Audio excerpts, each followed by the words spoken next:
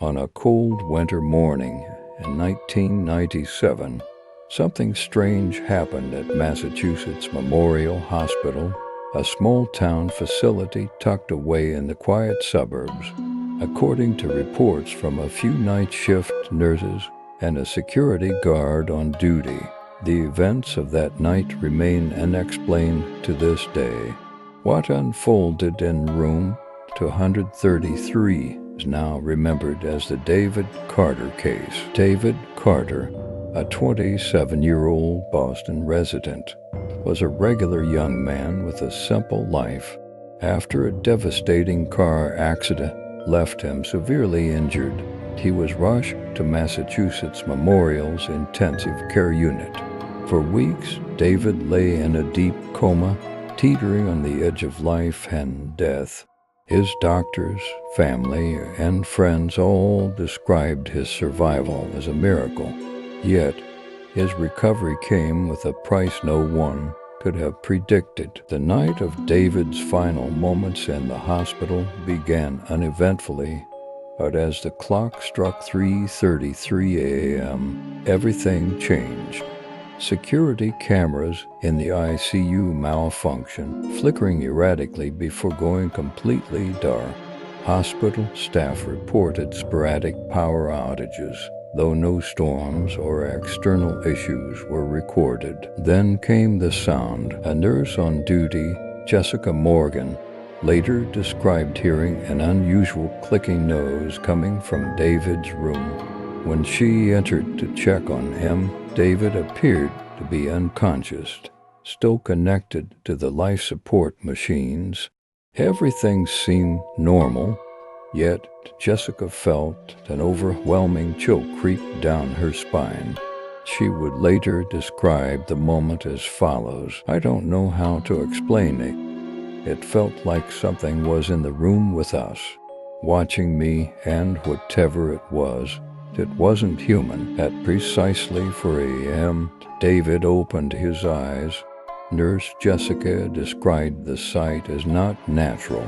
His eyes were wide and empty, as if he was looking through her, not at her. The machines monitoring his vitals beeped regularly, and then, just like that, everything went silent. David sat upright in his bed, disconnected himself from the machines, and walked out into the hallway. Security guard Jim Walters was stationed at the end of the corridor and called out to David, but he didn't respond. The dim hospital lights flickered more violently as David's bare feet padded down the hall. Jim later described the atmosphere as heavy, like something was pressing on my chest. As David moved, the air seemed to grow colder.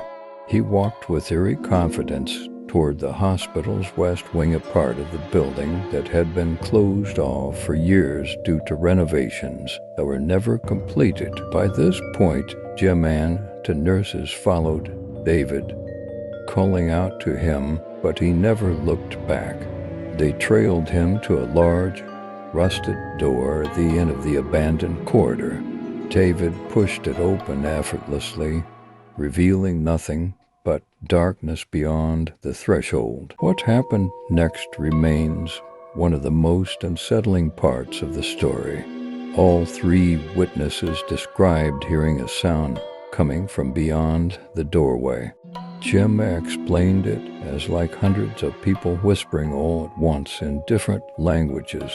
David stood in front of the door for a moment, staring into the void.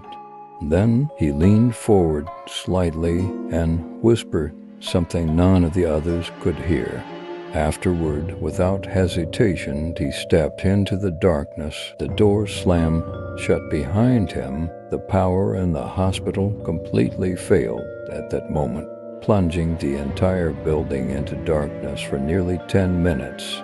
When the lights came back on, the rusted door was sealed shut. David Carter was gone. No trace of him was ever found. The hospital conducted an internal investigation, but no official report was ever released. Staff who were on duty at night refused to speak about it publicly. However, Nurse Jessica later confided to a friend, "Every time I close my eyes, I see him standing in that doorway. But he's not David anymore. Whatever he saw in that darkness, it changed him." David's family maintains that he was physically weak, but mentally stable before the accident. They reject the idea that he might have wandered off or hallucinated, insisting that something far more sinister happened that night. After the incident, the West Wing of Massachusetts Memorial was permanently sealed off. Rumors of unexplained noises and shadowy figures near the area persist to this day. Some say the story is just a local urban legend, but those who were there claim the darkness is real, and David Carter, he's never been seen again.